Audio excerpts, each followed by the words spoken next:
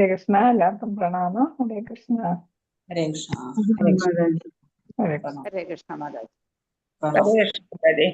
ഹരേ കൃഷ്ണ. പ്രണാമം. പ്രണാമം. ഹരേ കൃഷ്ണ.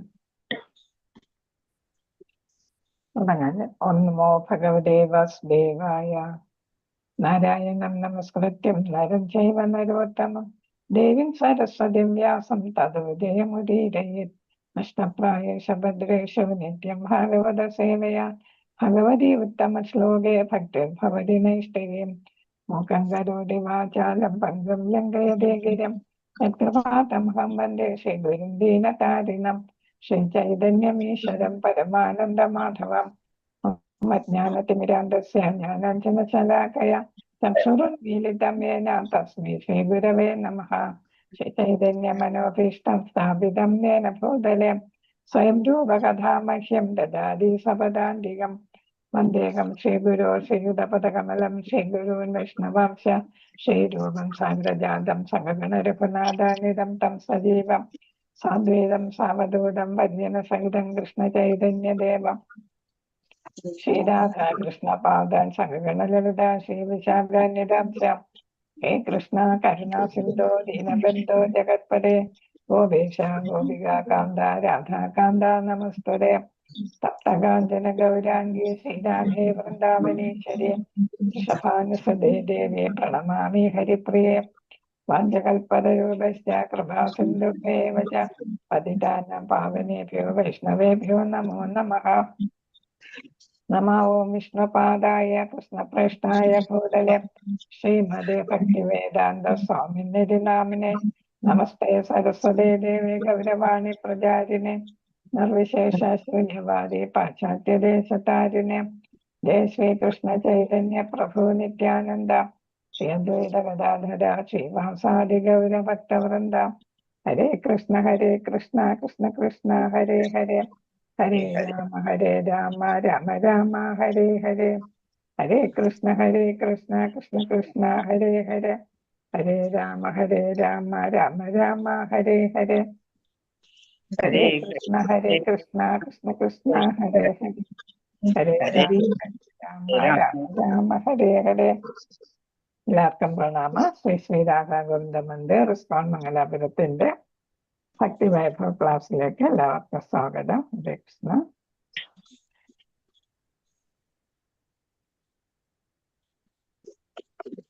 ഹരേ കൃഷ്ണ. നമ്മളിപ്പോ പഠിച്ചുകൊണ്ടിരിക്കുന്ന അടുത്ത 21ാമത്തെ ശ്ലോകമാണ് വരുന്നത്. അപ്പൊ ഇവിടെ പലതരത്തിലുള്ള ആളുകൾ ഭഗവാന്റെ രാജ്യത്തിലെ പല വിഭാഗത്തിലുള്ള ആളുകൾ ഭഗവാനെ പ്രജകൾ ഭഗവാനെ കാണാനായിട്ട് ഭഗവാനെ ആദരിക്കാനായിട്ട് സ്വീകരിക്കാനായിട്ട് എത്തിച്ചേർന്ന കാര്യമാണ് നമ്മൾ പഠിച്ചുകൊണ്ടിരിക്കുന്നത്. അതിൽ നമ്മൾ പഠിച്ചു വേശ്യകളും അതേപോലെ തന്നെ അവരുടെ തൊഴിൽ മോശമായിട്ടാണെങ്കിലും അവർ ഭഗവത് ഭക്തിയുള്ളവരാണെങ്കിൽ അവരും അംഗീകരിക്കപ്പെടുന്നു. അല്ലെങ്കിൽ സമൂഹത്തിന്റെ സംസ്കാരം നിലനിർത്താനായിട്ട് അവർക്ക് നല്ലൊരു പങ്കുണ്ട് അല്ലെ. സദാചാരം മറ്റുള്ളവരുടെ സദാചാരം നിലനിർത്തുന്നതിന് വേണ്ടിയിട്ട്, അതായത് കൂടുതൽ ലൈംഗിക ആസക്തിയുള്ള പുരുഷന്മാര് വഴിതെറ്റി പോകാതിരിക്കുന്നതിന് വേണ്ടിയിട്ട് മറ്റു യുവതികളെയും പെൺകുട്ടികളെയൊക്കെ വഴിതെറ്റിക്കാതിരിക്കുന്നതിന് ഈ വേശ്യകൾക്ക് നല്ലൊരു പങ്കുണ്ട് എന്നാണ് പറയുന്നത്. അപ്പൊ സംസ്കാരം നിലനിർത്താനായിട്ട് അത് വളരെയധികം സഹായിക്കുന്നു എന്ന് നമ്മൾ പഠിച്ചു. പിന്നെ പലതരത്തിലുള്ള സംഗീത ഉപകരണങ്ങൾ കൊണ്ട് അല്ലെ പലതരത്തിലുള്ള ആളുകൾ ഭഗവാനെ സ്വീകരിക്കാനായിട്ട് എത്തിച്ചേർന്ന് ഇവിടെ പറയുന്നുണ്ട്. നാടകക്കാർ, നർത്തകർ, ഗായകർ, പുരാതനർ, അതായത് ചരിത്രകാരന്മാർ, വംശ ചരിത്രം എഴുതുന്നവർ, ഒരു ഫാമിലിയുടെ ചരിത്രം എഴുതുന്നവർ, പിന്നെ ഏതാണ് പ്രസംഗകർ, അങ്ങനെ പല പല വിഭാഗത്തിലുള്ള ആളുകൾ, അതായത് സ്വയം സമൂഹത്തിന്റെ ഒരു റെപ്രസെന്റേറ്റീവ് ആയിട്ട്, പ്രതിനിധികളായിട്ട് എല്ലാ വിഭാഗക്കാരും അവിടെ എത്തിച്ചേർന്നു. അപ്പൊ എല്ലാവർക്കും സ്വീകാര്യനായിരുന്നു ഭഗവാൻ എന്നുള്ളതാണ് അതിൽ നിന്നും നമുക്ക് ബോധ്യമാകുന്നത്. ഹരേ കൃഷ്ണ. ശ്ലോകം 21. ഓം നമോ ഭഗവതേ വാസുദേവായ. ഭഗവാൻ തത്ര ബന്ധൂനാം പൗരാണാം അനുവർത്തിനാം യഥാ വിജേ ഉപസംഗമ്യ സർവേഷാമാനം ആദയേ ഭഗവാൻ തത്ര ബന്ധൂനാം പൗരാണാമനുവർത്തിനാം യഥാവിധി ഉപസംഗമ്യ സർവേഷാമാനം ആദയേ. ഹരേ കൃഷ്ണ. ആരെങ്കിലും ഒരാൾ വായിച്ചോളൂ. ഹരേ കൃഷ്ണ മാതാജി. വായിച്ചോളൂ. ഓം നമോ ഭഗവതേ വാസുദേവായ. ഭഗവാൻ തത്ര ബന്ധൂനാം പൗരാണാമനുവർത്തിനാം യഥാ വിദ്യുപസംഗമ്യ സർവേഷാമാനമാദതേ. ഹരേ കൃഷ്ണ മാതാജി. ഹരേ കൃഷ്ണ. അപ്പൊ ഇവിടെ പ്രധാന പദാർത്ഥം ശ്രീല പ്രഭാതക്ക് ജയ ഭഗവാൻ ശ്രീകൃഷ്ണൻ പരമദിവ്യോത്തമ പുരുഷൻ തത്ര ആ സ്ഥലത്ത് ബന്ധുവിന മിത്രങ്ങളുടെ പൗരന്മാരുടെ അനുവർത്തിന സ്വാഗതം ചെയ്യാനും സ്വീകരിക്കാനുമായി അദ്ദേഹത്തെ സമീപിച്ചവർ യഥോചിതമായി ഉപസംഗമ്യ സമീപിച്ച് സർവേഷാം ഓരോരുത്തർക്കും മാനം ബഹുമാനാദരങ്ങൾ സമർപ്പിച്ചു. അതായത് നമ്മൾ ഒരു സ്ഥലത്ത് നമ്മളെ സ്വീകരിക്കാനായിട്ട് നമ്മൾ അല്ലെങ്കിൽ കാണുന്നുണ്ട്. നമ്മുടെ നാട്ടിൽ തന്നെ ഒരുപാട് പേര് പ്രധാനികൾ വരുമ്പം പലതരത്തിലുള്ള ആളുകൾ പ്രധാനിയെ സ്വീകരിക്കാൻ, ഇപ്പൊ പ്രൈം മിനിസ്റ്ററോ അല്ലെങ്കിൽ പ്രസിഡന്റോ അല്ലെങ്കിൽ ചീഫ് മിനിസ്റ്ററോ അങ്ങനെയുള്ളവരൊക്കെ എത്തുമ്പോൾ അവരെ സ്വീകരിക്കാനായിട്ട് പോകുന്നുണ്ട്. അത് കാണാനായിട്ട് നമുക്ക് സാധിക്കുന്നു. പക്ഷെ അവരെന്താണ്, എല്ലാവരോടും ഇതേപോലെ കൃതജ്ഞതയൊന്നും രേഖപ്പെടുത്താറില്ല അല്ലെ. എല്ലാവരെയും വണങ്ങാറും ഒന്നുമില്ല. പ്രധാനികളെ വണങ്ങുന്നു, ചിലരെ കെട്ടിപ്പിടിക്കുന്നു അല്ലെ, ചിലർക്ക് ഷെയ്ക്ക് ഹാൻഡ് കൊടുക്കുന്നു, ചിരിക്കുന്നു, തല കുലുക്കുന്നു ഒക്കെ, അങ്ങനെയൊക്കെ ആയിട്ട് പോകുന്നു. പക്ഷെ ഇവിടെ ഭഗവാൻ അങ്ങനെയല്ല ചെയ്തത്. ഭഗവാൻ എല്ലാവർക്കും എന്താണ്, ഒരു മാതൃകാ പുരുഷനാണ് അല്ലെ. പരമദിവ്യോത്തമ പുരുഷൻ എല്ലാവർക്കും ഒരു മാതൃകയാണ്. അപ്പൊ അത് കാരണം എല്ലാവർക്കും ഭൗതിക ലോകത്ത് എത്തിയപ്പോൾ ഭഗവാൻ എന്താണ്, ഒരു മാതൃകാ മനുഷ്യനായിട്ട് പ്രവർത്തിക്കുകയാണ് ചെയ്യുന്നത്. അതുകൊണ്ട് ഇവിടെ പറയുന്ന എന്താണ്, ഓരോരുത്തരുടെയും സ്ഥിതി അനുസരിച്ച് യഥാവിധി എന്ന് വെച്ചാൽ ബ്രാഹ്മണരെ കാണുമ്പോൾ ബ്രാഹ്മണരെ എങ്ങനെയാണ് അവരോട് നമ്മൾ നമസ്കാരം പറയേണ്ടത്, അല്ലെങ്കിൽ അവരെ ബഹുമാനിക്കേണ്ടത് എങ്ങനെ, ക്ഷത്രിയരെ എങ്ങനെ ബഹുമാനിക്കണം, വൈശ്യരെ എങ്ങനെ ബഹുമാനിക്കണം, ശൂദ്രരെ എങ്ങനെ ബഹുമാനിക്കണം, ചണ്ടാളന്മാരെ എങ്ങനെ ബഹുമാനിക്കണം, അതേപോലെ വേശികളെ എങ്ങനെ ബഹുമാനിക്കണം അല്ലെ. അപ്പൊ ഓരോ തരം ആളുകളെയും അവരുടെ പദവി അനുസരിച്ചും അവരുടെ കുലം അനുസരിച്ചും അവരുടെ തൊഴിലും അതുപോലെ സമൂഹത്തിലുള്ള അവരുടെ സ്ഥാനമാനങ്ങളൊക്കെ അനുസരിച്ച് ഭഗവാൻ എന്ത് ചെയ്തു, എല്ലാവരെയും അവരോടെല്ലാം നന്ദി പറയുന്ന തരത്തിൽ എല്ലാവരെയും സമീപിക്കുകയും ഉചിതമാവണ്ണം ബഹുമാന ആദരങ്ങൾ സമർപ്പിക്കുകയും ചെയ്തു. ഭഗവാനാണ്, അതുപോലെ ദ്വാരകാധീശനാണ് എന്ന് പറഞ്ഞിട്ട് ഭഗവാൻ എന്താണ് അഹങ്കരിക്കുകയല്ല അവിടെ ചെയ്തത്. അപ്പൊ അതാണ് നമ്മൾ ഭഗവാനിൽ നിന്ന് കണ്ടുപഠിക്കേണ്ട ഒരു കാര്യമാണ്. നമ്മൾ എവിടെ ചെന്നാലും ആരൊക്കെ ഉണ്ടോ അവരെയൊക്കെ അവരുടെ സ്ഥാനമാനങ്ങൾ അനുസരിച്ച് നമ്മൾ എന്ത് ചെയ്യണം, അവർക്ക് ബഹുമാനം നൽകണം എന്നുള്ളതാണ് ഇതിൽ നിന്ന് നമ്മൾ മനസ്സിലാക്കേണ്ടത്. വിവർത്തനം. പരമദിവ്യോത്തമ പുരുഷനായ കൃഷ്ണ ഭഗവാൻ മിത്രങ്ങളെയും പ്രജകളെയും, ഇപ്പൊ മിത്രങ്ങളെ കാണുമ്പോൾ ചിലപ്പോൾ ഷേക്ക് ഹാൻഡ് കൊടുക്കും അല്ലെ.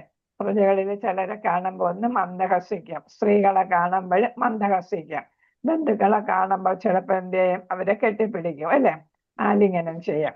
അപ്പൊ പൗരന്മാർ ഓരോ വിധം തരത്തിലുള്ളവരെ കാണുമ്പോൾ അതിനനുസരിച്ച് അദ്ദേഹം അദ്ദേഹത്തെ സ്വീകരിക്കാനും സ്വാഗതം ചെയ്യാനുമായി എത്തിച്ചേർന്ന് മറ്റെല്ലാവരെയും സമീപിക്കുകയും എന്നാണ്. ആരെയും വിട്ടില്ല, ഓരോരുത്തർക്കും ഉചിതമാം വണ്ണം ബഹുമാന ആദരങ്ങൾ സമർപ്പിക്കുകയും ചെയ്തു. ഭാവാർത്ഥം ശ്രീല പ്രഭുപാദർക്ക് ജയ. പരമദിവ്യോത്തമ പുരുഷനായ ഭഗവാൻ നിർവ്യക്തികനോ തന്റെ ഭക്തരുടെ വികാരങ്ങൾക്ക് പ്രതികരിക്കാനാവാത്ത നിഷ്ക്രിയ പൊരുളോ അല്ല. അപ്പൊ ശ്രീല പ്രഭുപാദർ ഇവിടെ എടുത്ത് പറയുന്ന ഭഗവാൻ ആരാണ്, ഒരു വ്യക്തിയാണ്, പരമദിവ്യോത്തമ പുരുഷനാണ്, പുരുഷൻ എന്നാണ്. അപ്പൊ രൂപമുണ്ട് എന്നാണ് അവിടെ എടുത്ത് പറയുന്നത്. അതേപോലെ അദ്ദേഹം നിഷ്ക്രിയനല്ല, പ്രവർത്തിക്കാതിരിക്കുന്ന ആളല്ല. ഭക്തരുടെ വികാരം അനുസരിച്ച് അദ്ദേഹം പ്രവർത്തിക്കുന്നു. അതായത് നമ്മൾ എങ്ങനെയാണ് ഭഗവാനെ സമീപിക്കുന്നത്, ഭഗവാൻ അതേപോലെ നമ്മളോടും പ്രതികരിക്കും. ഭഗവത്ഗീതയിൽ നമ്മൾ പഠിച്ചിട്ടുള്ളതാണ് അല്ലെ. അപ്പൊ എങ്ങനെയാണോ ഭഗവാനെ സമീപിക്കുന്നത് അത് അനുസരിച്ചുള്ള പ്രതികരണം നമുക്ക് കിട്ടും. ശുദ്ധ ഭക്തരാണെങ്കിൽ അവർക്ക് ആദരത്തിലായിരിക്കും. അതേപോലെ തന്നെ അഭക്തരാണെങ്കിൽ, അവ്യക്തിഗതവാദികളാണെങ്കിൽ അവരോടുള്ള പെരുമാറ്റം, സമീപനം വേറെ ആയിരിക്കും. അപ്പൊ ഓരോരുത്തരുടെയും രീതി അനുസരിച്ച് ഭഗവാൻ അവരോട് പ്രതികരിക്കുന്നു എന്നാണ്. അപ്പം ആരോടാണെങ്കിലും പ്രതികരിക്കും. അതാണ് ഇവിടെ നിഷ്ക്രിയൻ അല്ല എന്ന് പറയുന്നത്. അതേപോലെ ഇവിടെ യഥാവിധി എന്ന് പറയുന്നുണ്ട്. കൃഷ്ണ, ആരുടെ ഒരു മൊബൈലില് പിന്നെ ശബ്ദം വരുന്നുണ്ട്. അപ്പൊ മാതാജി ശ്രീഹരി, മാതാജി ഒന്ന് മ്യൂട്ട് ചെയ്തോളൂ. മാതാജിയുടെ അവിടെ നിന്നാണോ എന്നൊരു സംശയം. ഹരേ കൃഷ്ണ. ഇവിടെ എന്താ, യഥാവിധി എന്ന പദം പ്രാധാന്യം അർഹിക്കുന്നു. അദ്ദേഹത്തിന്റെ വിവിധ തരത്തിലുള്ള ആരാധകരോടും ഭക്തരോടും അദ്ദേഹം യഥോചിതമായി, എന്ന് വെച്ചാൽ ഓരോരുത്തർക്ക് യോജിക്കുന്ന തരത്തിൽ അന്യോന്യ വിനിമയം നടത്തുന്നു. അപ്പൊ ഒരു രാജാവ് എപ്പോഴും പ്രജാഹിതം അനുസരിച്ച് ഭരിക്കുന്ന ആളായിരിക്കും അല്ലേ. അവരുടെ ക്ഷേമത്തിന് വേണ്ടിയിട്ട് ഭരണം നടത്തുന്ന ആളായിരിക്കും. അപ്പൊ എല്ലാവരുമായിട്ടും നേരിട്ട് എന്ത് വേണം, ബന്ധം വേണം അല്ലേ. അപ്പോഴേ അവരുടെ ഹിതം അറിയാനായിട്ട് സാധിക്കും. അപ്പൊ ഇവിടെ അന്യോന്യ വിനിമയം നടത്തുന്നു എന്ന് പറയുന്ന അതാണ്. അപ്പൊ അങ്ങോട്ടും ഇങ്ങോട്ടും എന്താണ് പ്രതികരണം, അങ്ങോട്ടും ഇങ്ങോട്ടുമുള്ള പ്രതികരണം ഇവിടെ നടക്കുന്നു. സ്വാഭാവികമായി പരിശുദ്ധ ഭക്തർ ഒരേ തരക്കാർ മാത്രമാണ്. നമ്മൾ പറയും എന്താണ്, birds are same feather flock together എന്നൊരു ഫ്രേസ് ഉണ്ടല്ലോ ഇംഗ്ലീഷില്. അപ്പൊ ഒരേ തൂവൽ പക്ഷികൾ ഒരുമിച്ച് കൂടും. അപ്പൊ ഇവിടെ എന്താണ്, പരിശുദ്ധ ഭക്തർ എന്ന് പറയുന്നത് ഒരേ തൂവൽ പക്ഷികളാണ് അല്ലെ, തൂവലുള്ള പക്ഷികളാണ്. അപ്പൊ അവർ അതനുസരിച്ച് ഒരുമിച്ച് കൂടുന്നു. കാരണം അവർക്ക് ഭഗവാൻ അല്ലാതെ സേവന പാത്രമായിട്ട് മറ്റാരുമില്ല. അപ്പൊ അനന്യ ഭക്തി എന്ന് നമ്മൾ പറയത്തില്ലേ. അപ്പൊ ആ രീതിക്കാണ്, വേറെ ആരെയും അവർ ആരാധിക്കുന്നില്ല. കൃഷ്ണ. അതുകൊണ്ട് തന്നെ ഭഗവാനും അത്തരം ശുദ്ധ ഭക്തരോട് തിരിച്ച് യഥോചിതമായി പ്രതികരിക്കുന്നു. അപ്പൊ ഇവിടെ ഓരോരുത്തരും ഇവിടെ, അപ്പൊ ശുദ്ധ ഭക്തരാണെങ്കിൽ അവരോട് എങ്ങനെയായിരിക്കും. അപ്പൊ ശുദ്ധ ഭക്തർ ഏറ്റവും പ്രിയപ്പെട്ടവരാണ്, ഭഗവാനോട് കൂടുതൽ അടുത്ത് വന്നവരാണ് അല്ലെ, ഭഗവാന്റെ അടുത്തെത്തിയവരാണ് അവർ. എങ്ങനെയെന്നാൽ തന്റെ പരിശുദ്ധ ഭക്തന്മാരുടെ എല്ലാ കാര്യങ്ങളിലും അദ്ദേഹം അതീവ ശ്രദ്ധാലുവാണ്. മറ്റു ചില, അപ്പൊ ഇവിടെ പറഞ്ഞത് ശുദ്ധ ഭക്തർ അല്ലെ. അപ്പൊ അദ്ദേഹത്തിന് ഓരോരുത്തരെ കുറിച്ചും നന്നായിട്ട് അറിയാം. ശുദ്ധ ഭക്തരെ പ്രത്യേകിച്ചും ഏറ്റവും ഇഷ്ടപ്പെട്ടവരാണ്, ഭഗവാന് കൂടുതൽ അടുപ്പമുള്ളവരാണ്. മറ്റു ചിലർ ഭഗവാനെ നിർവ്യക്തികനായി അടയാളപ്പെടുത്തുന്നു. നിർവ്യക്തിഗതവാദികൾ, ഭഗവാന് രൂപമില്ല എന്ന് വിശ്വസിക്കുന്നവർ, ബ്രഹ്മനിൽ ലയിക്കാൻ ആഗ്രഹിക്കുന്നവർ.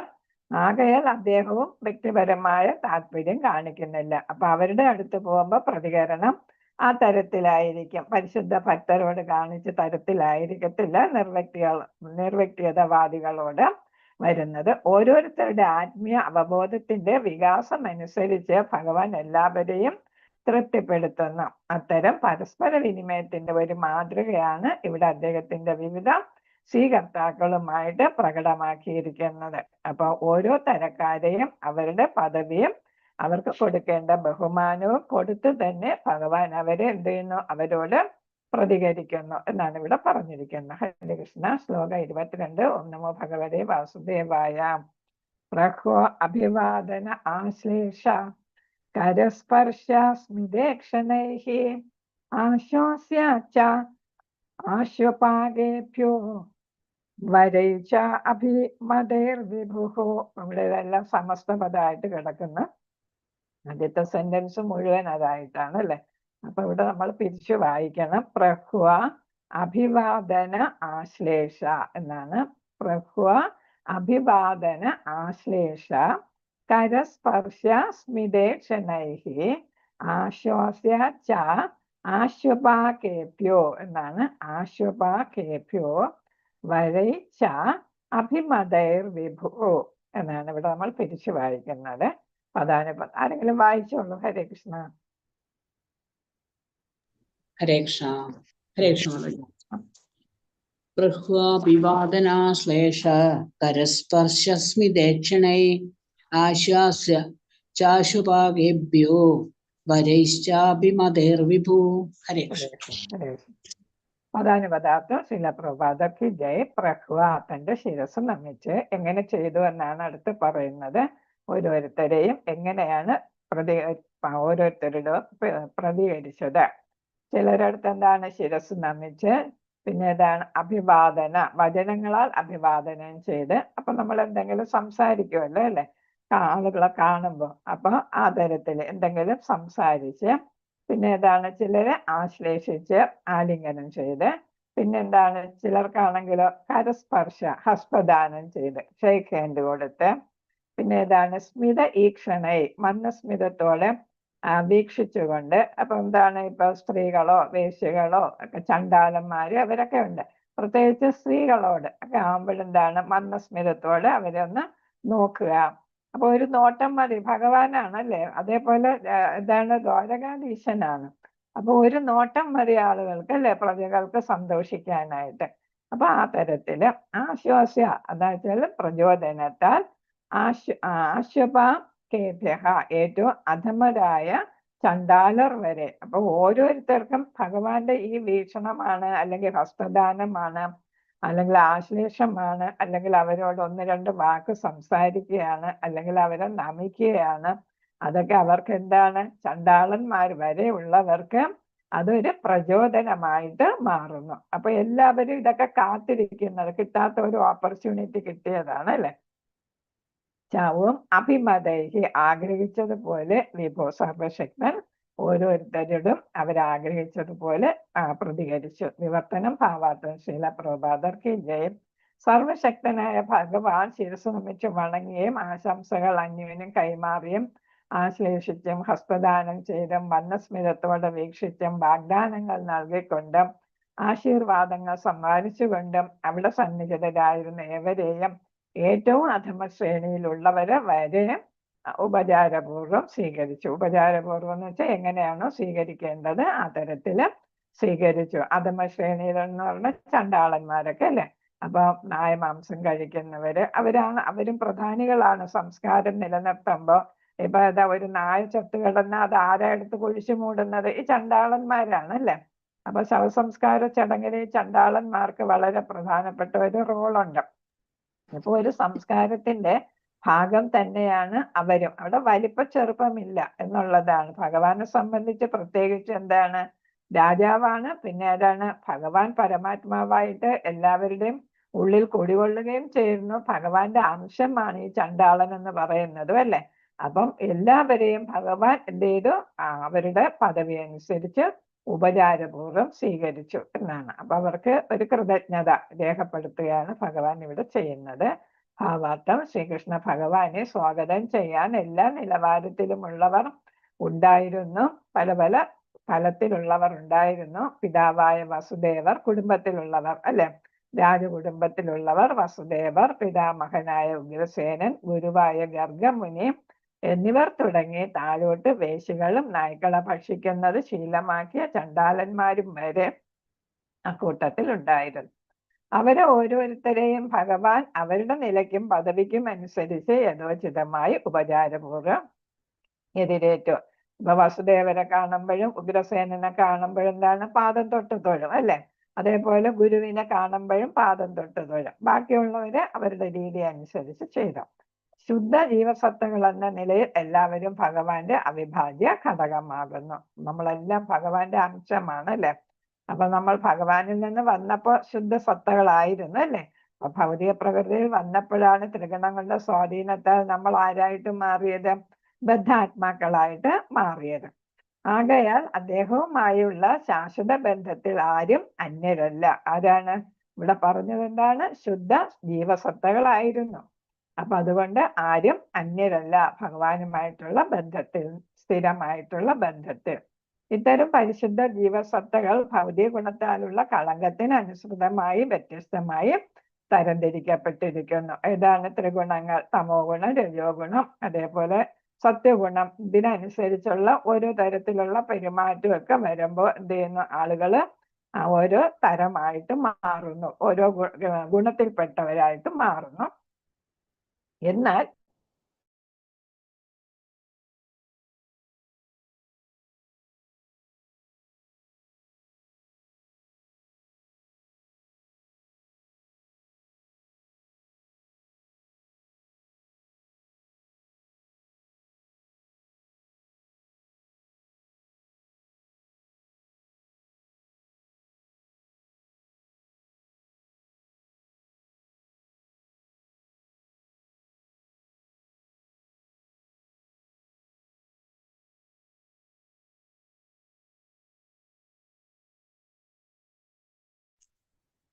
ഹരീഷ മൊത്തം പോയതാണോ അല്ലെ എനിക്ക് പോയതാണോ? മാതാജിയുടെ സൗണ്ട് ഒന്നും കേൾക്കുന്നില്ല. എനിക്കൊന്ന് ഡിസ്കണക്ട് ആയതാണോ? പക്ഷെ ഡിസ്കണക്ട് കറണ്ട് ആയിട്ടില്ല. പോയി ആ അപ്പോൾ ഡിസ്കണക്റ്റഡ് ആയി. ഹരേ കൃഷ്ണ. ഇപ്പൊ ബുക്ക് നോക്കി വായിക്കാം. എല്ലാവരുടെയും ബുക്ക് ഉണ്ടോ? ഹരേ കൃഷ്ണ. ഉണ്ട് മാതാജി. അപ്പൊ അതൊന്ന് നോക്കിക്കോളൂ. വരുമായിരിക്കും. ഹരേ കൃഷ്ണ.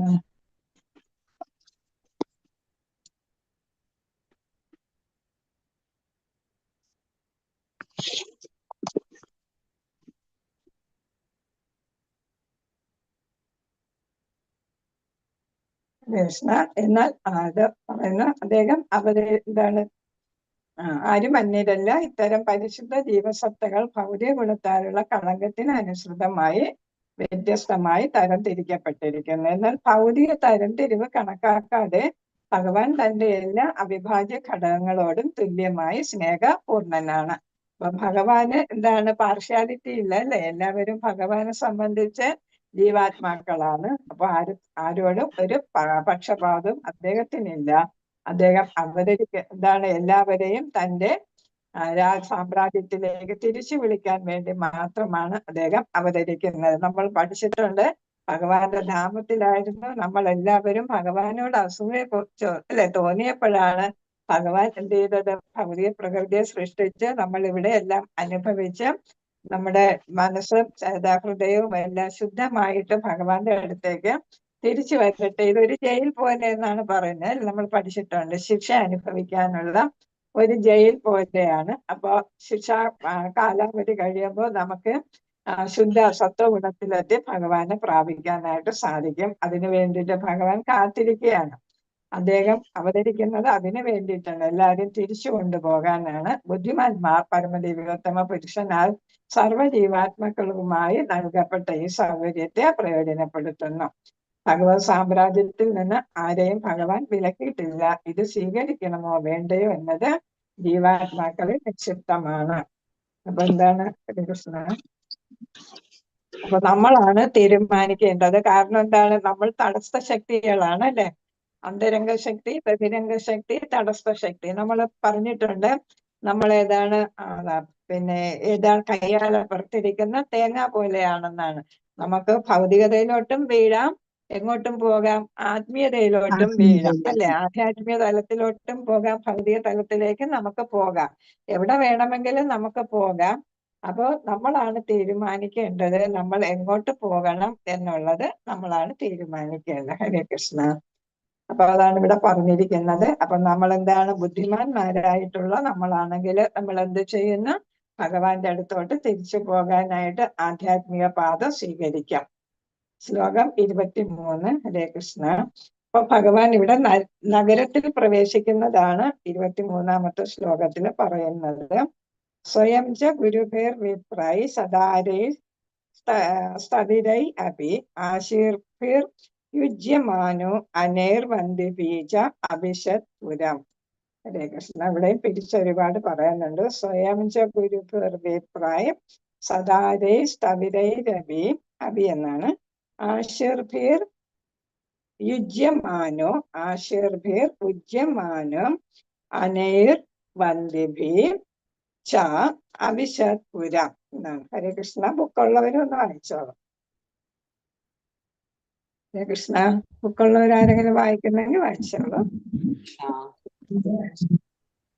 വിപ്രൈ സദാരൈ സ്ഥവിരൈരഭി ആശിർഭിരുജ്യമാനോ അന്യർവന്തി വിശത്പുരം. ഹരേ കൃഷ്ണ. ആശീർഭിർജ്യമാനോ അന്യർവന്ദിഭിച്ച അഭിഷത്പുര. ഹരേ കൃഷ്ണ.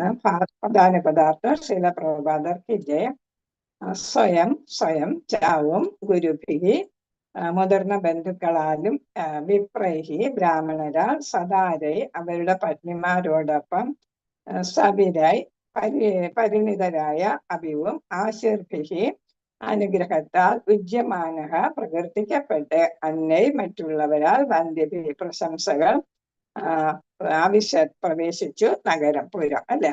അപ്പൊ എന്താണ് ഇവിടെ വിവർത്തനത്തിൽ പറയുന്നത്? നമ്മൾ സാധാരണ കാണുന്ന പോലെ തന്നെ സ്വീകരിച്ച് മുതിർന്നവരും അതേപോലെ തന്നെ ഇവിടെ പറയുന്ന എന്താണ്? സ്വയം മുതിർന്ന ബന്ധുജനങ്ങളുടെയും, ഇവിടെ മുത്തശ്ശനും പിതാവും എല്ലാവരും ഉണ്ടല്ലേ, പത്നി സമേതരായ പരിശീലിതരായ വൃദ്ധ ബ്രാഹ്മണരുടെയും അകമ്പടിയോടെ നഗരത്തിൽ പ്രവേശിച്ചു. ഈ വൃദ്ധ ബ്രാഹ്മണരൊക്കെ അവരെല്ലാം പരിശീലിതരാണ്. അവരെ എല്ലാം ആരാണ്? രാജ്യം തന്നെ, അല്ലെ, റോയൽ ഫാമിലി തന്നെയാണ് അവരെ സംരക്ഷിക്കുന്നത്. അപ്പൊ ബ്രാഹ്മണരെയൊക്കെ സംരക്ഷിക്കുക രാജാവിന്റെ ചുമതലയും കൂടെയാണ്.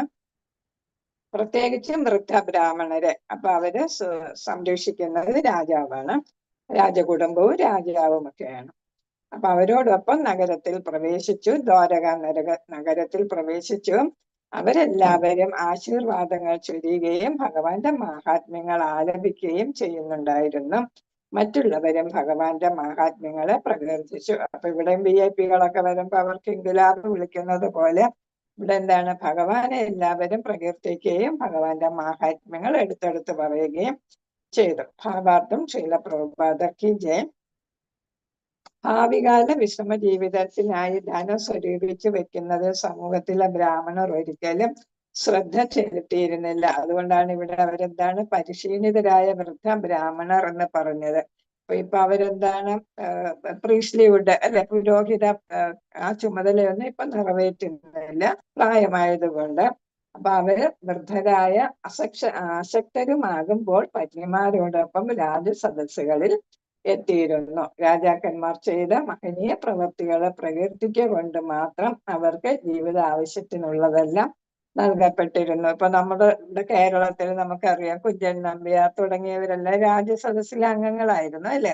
അപ്പൊ നമ്മൾ കവികളെയും പണ്ഡിതന്മാരെയൊക്കെ രാജസദസ്സില് അവരെ ബഹുമാനിക്കാറുണ്ടായിരുന്നു. രാജസദസ്സിലെ അംഗങ്ങളാണ്. ചെറുപ്പക്കാരാണെങ്കിൽ പോലും അവര് അംഗങ്ങളായിരുന്നു എന്നുള്ളത്. പിന്നെ പ്രത്യേകിച്ച് പ്രായമായിട്ടുള്ള ബ്രാഹ്മണരെല്ലാം രാജ കുടുംബവും എന്ത് ചെയ്തിരുന്നു? സംരക്ഷിച്ചിരുന്നു.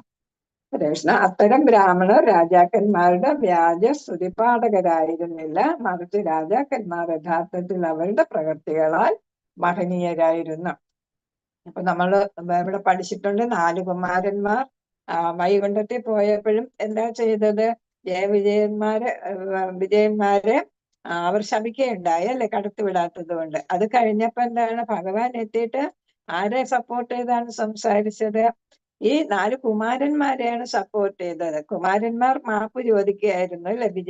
ജയവിജയന്മാർ വലിയ ഭക്തരായിരുന്നു, എന്നിട്ടും നമ്മൾ അവരെ ശപിച്ചു എന്നൊക്കെ പറഞ്ഞപ്പം ഭഗവാൻ പറഞ്ഞത് എന്താണ്? അത് കുഴപ്പമില്ല, നിങ്ങളാണ് എനിക്ക് ശ്രേഷ്ഠര്, നിങ്ങൾ ബ്രാഹ്മണരാണ്, നിങ്ങളാണ് ഈ രാജ്യത്തിനെയും അതേപോലെ തന്നെ എന്നെയും ഒക്കെ നിലനിർത്തുന്നത് എന്നാണ് പറഞ്ഞത്. ഗോബ്രാഹ്മണ എന്നാണ് അല്ലെ. ഭഗവാൻ എപ്പോഴും ഗോക്കളെയും ബ്രാഹ്മണരെയും വേണ്ടത്ര സംരക്ഷിക്കുന്ന കൂട്ടത്തിലാണ്. അപ്പൊ വൈകുണ്ഠത്തിൽ പോലും ബ്രാഹ്മണരുടെ പക്ഷം ചേർന്നായിരുന്നു ഭഗവാൻ സംസാരിച്ചിരുന്നതെന്നാണ് ഇവിടെ പറയുന്നു. അവര് ധർമ്മ പ്രവർത്തനങ്ങളിൽ ഏർപ്പെടുന്നതിന് ഇത്തരം ബ്രാഹ്മണർ മാന്യമായ രീതിയിൽ കൂടുതൽ പ്രോത്സാഹനം നൽകിയിരുന്നു. രാജാക്കന്മാരുടെ ഉപദേശകരായിട്ട് ബ്രാഹ്മണർ പ്രവർത്തിച്ചിരുന്നു അല്ലെ. അപ്പൊ മുമ്പ് പ്രത്യേകിച്ച് രാജർഷികളായ രാജാക്കന്മാരെ ബ്രാഹ്മണർ കൂടുതൽ സഹായിച്ചിരുന്നു. എന്താണ് ധർമ്മം എന്ന് പറഞ്ഞു കൊടുക്കുന്നത് ഇവരുടെ കർത്തവ്യമായിരുന്നു. ഭഗവാൻ ശ്രീകൃഷ്ണൻ എല്ലാ മഹിമാനങ്ങൾക്കും അർഹനാണ്. മഹാത്മ്യങ്ങൾ കീർത്തിക്കുന്നത് വഴി പ്രാർത്ഥിക്കുന്ന ബ്രാഹ്മണരും മറ്റുള്ളവരും സ്വയം മഹനീയരായി തീരുന്നു. അപ്പൊ ഇവിടെ പ്രാർത്ഥന കൊണ്ട് ഭഗവാൻ അതുകൊണ്ട് ഒന്നും നേട്ടമില്ല. കാരണം എന്താണ്? ഭഗവാൻ ഭൗതികതയിൽ നിൽക്കുന്ന ആളല്ല അല്ലെ. ഭഗവാൻ അതീന്ദ്രിയനാണ് അല്ലെ. അപ്പം നമ്മൾ എത്ര പ്രകീർത്തിച്ചാലും അത് ആരെ ബാധിക്കുന്നില്ല? ഭഗവാനെ ബാധിക്കുന്നില്ല. പക്ഷെ വരുന്നത് ആർക്കാണ്? നമ്മൾക്കാണ് നേട്ടം വരുന്നത് അല്ലെ. അപ്പൊ ബ്രാഹ്മണർക്ക് അതുകൊണ്ട് നേട്ടം വന്നു എന്നാണ് ഇവിടെ പറയുന്നത്, അല്ലാതെ ഭഗവാനല്ല വരുന്നത്. ഹരേ കൃഷ്ണ. ശ്ലോകം 24. ഓം നമോ ഭഗവതേ വാസുദേവായ. ഇവിടെ 24 മുതൽ 27 വരെയുള്ള ശ്ലോകങ്ങളില് ഭഗവാന്റെ സൗന്ദര്യത്തെ കുറിച്ചുള്ള വർണ്ണനയാണ്. ഭഗവാന്റെ സൗന്ദര്യം വർണ്ണിച്ചാൽ ഒടുങ്ങുന്നതല്ല അല്ലെ. അപ്പൊ അത് പലയിടത്തും നമുക്ക് കാണുന്നു. ഗോപികാ ഗീതത്തിലാണെങ്കിലും അതേപോലെ തന്നെ അതാണ് ബ്രാഹ്മണ സ്ത്രീകൾ ഭഗവാനും ബലദേവനും അതേപോലെ തന്നെ ഗോപന്മാർക്കും ഭക്ഷണം കൊണ്ടു കൊടുക്കുന്ന ഒരു ലീല നമ്മൾ പഠിച്ചിട്ടുണ്ട് അല്ലെ. ബ്രാഹ്മണ പത്നിമാരാണ് കൊണ്ടു കൊടുക്കുന്നത്. അതേസമയം ബ്രാഹ്മണർ എന്ത് ചെയ്യുന്നു? ഭഗവാന് വേണ്ടി യജ്ഞം നടത്തുന്നു അല്ലെ. വിശന്നിരുന്ന ബലരാമനും കൂട്ടുകാർക്കും ഭഗവാനും ആരാണ് സദ്യ കൊടുക്കുന്നത്?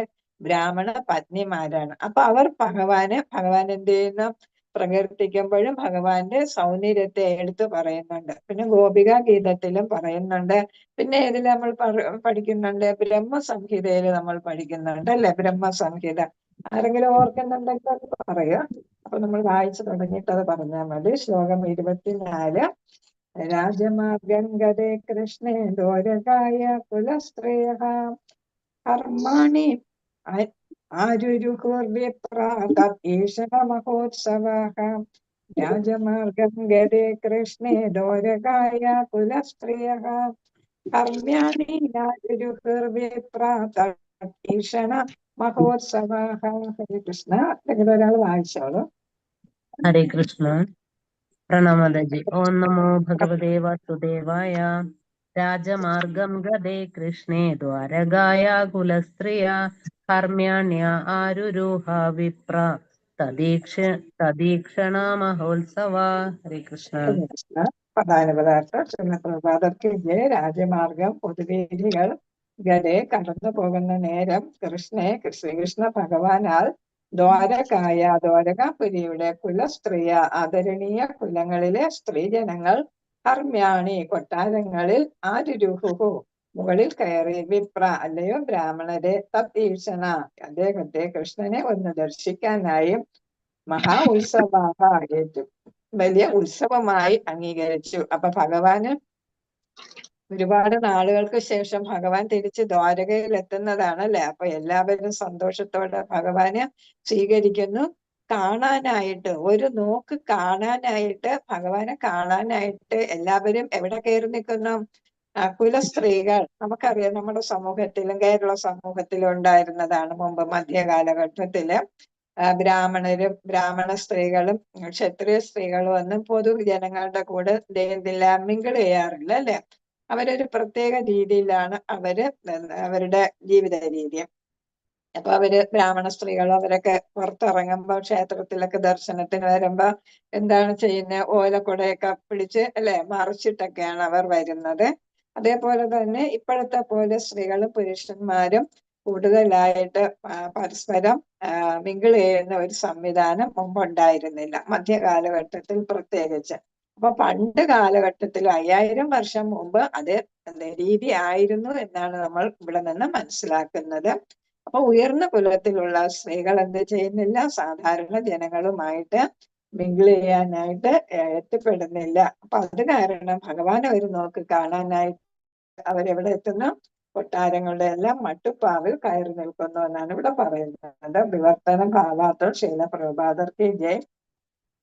ശ്രീകൃഷ്ണ ഭഗവാൻ രാജവീതിയിലൂടെ കടന്നു പോയപ്പോൾ ദ്വാരകയിലെ ആദരണീയരായ കുലസ്ത്രീകളെല്ലാം, കുലസ്ത്രീകൾ എന്ന് പറഞ്ഞാൽ ഉന്നത കുലത്തിൽ ജനിച്ച സ്ത്രീകൾ, അദ്ദേഹത്തെ ഒരു നോക്ക് കാണാനായി അവരുടെ കൊട്ടാരങ്ങളുടെ മട്ടുപ്പാവിൽ കയറി നിന്നു. അവർ ഇതിനെ ഏറ്റവും വലിയ മഹോത്സവമായി കണക്കാക്കി. നമ്മുടെ തൃശ്ശൂർ പൂരം വരുമ്പോഴൊക്കെ നമ്മൾ എല്ലാത്തിന്റെ എവിടെയാണോ കയറി പറ്റുന്നത് അവിടെ എല്ലാം കയറി പറ്റുന്ന പോലെ ഭഗവാന്റെ വരവ് ഒരു മഹോത്സവമായിരുന്നു എന്നാണ്. ഭാവാർത്ഥം ദ്വാരക രാജധാനിയിലെ സ്ത്രീജനങ്ങൾ കരുതിയതുപോലെ ഭഗവാന്റെ ദർശനം നിസ്സംശയം മഹാ ഉത്സവം തന്നെയാണ്.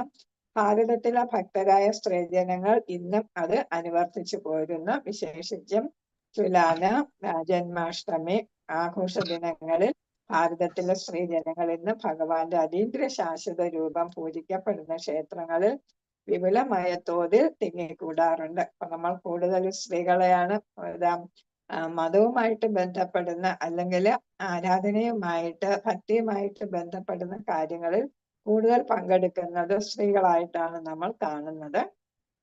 അപ്പൊ അവരെന്താണ്? ഭഗവാനുമായിട്ട് ബന്ധപ്പെടുന്ന ആഘോഷങ്ങളില് എല്ലാം സ്ത്രീകൾ എന്ത് ചെയ്യുന്നു?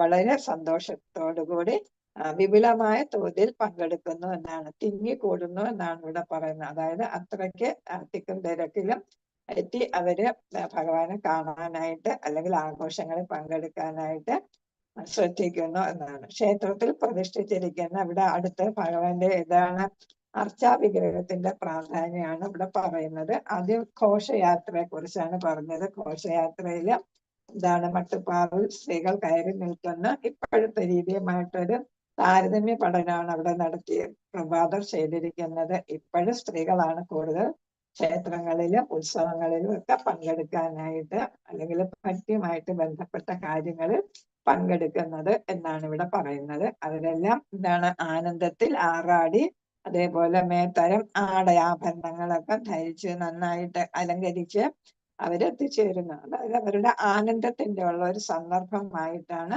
ഭഗവാനുമായിട്ട് ബന്ധപ്പെടുന്ന ദിനങ്ങളൊക്കെ ആചരിക്കുന്നത്. രണ്ടാമത് ഇവിടെ അർച്ചാ വിഗ്രഹത്തിന്റെ അതായത് ക്ഷേത്ര ദർശനവുമായി ബന്ധപ്പെടുത്തിയാണ് അർച്ചാ വിഗ്രഹം വരുന്നത്. അർച്ച അവതാരം എന്നുള്ള ആശയമാണ് ഇവിടെ പറയുന്നത്. അതില് എന്താണ് എല്ലാം ഏതായിട്ട് മാത്രമേ വരുന്നുള്ളൂ, ആധ്യാത്മികമായിട്ട് മാത്രമേ അത് വരുന്നുള്ളൂ. അതിലൊന്നും ഭൗതികത്വം അല്ലെങ്കിൽ ഭൗതികത അതിൽ ഒട്ടും തന്നെ കാണാനില്ല എന്നാണ് പ്രഭുപാദർ അതിനെ നന്നായിട്ട് വിവരിച്ചിട്ടുണ്ട്. ചോദ്യം ഉണ്ടെന്ന് തോന്നുന്നുണ്ട് അർച്ചാ വിഗ്രഹത്തിന്റെ. കൃഷ്ണ ഇവിടെ പറയുന്നത് ഉണ്ട് എന്താണ്? മാതാജി. അത് ഹരേ കൃഷ്ണ. ശാസ്ത്രീയമാണെന്ന് പറയുന്നത് എന്തുകൊണ്ടെന്നാണ് ശാസ്ത്രീയമായിട്ട് പറഞ്ഞ അപ്പൊ ഇത് നമ്മൾ വായിച്ചിട്ട് വരുമ്പോ നമുക്ക് അതിന്റെ മനസ്സിലാകാം. ശാസ്ത്രീയമായിട്ട് പറയുന്നത് എന്താണെന്ന് നിങ്ങൾക്ക് തന്നെ അഭിപ്രായം പറയാം. ഭൗതിക ലോകത്തിൽ അസംഖ്യ ഭക്തന്മാരുടെ ഭക്തിയുടെ സേവനത്തെ സുഖകരമാക്കാനായി മാത്രം തന്റെ അന്തരംഗ ശക്തിയാൽ ഭഗവാന് വിസ്തരിക്കപ്പെട്ട അപ്രകാരമുള്ള ഭഗവത് സ്വരൂപത്തെ അർച്ചാ വിഗ്രഹം അഥവാ അർച്ച അവതാരമെന്ന് വിശേഷിപ്പിക്കുന്നു. അപ്പൊ ഇത് പറയുന്നത് അർച്ച വിഗ്രഹം എന്ത് തന്നെയാണ്?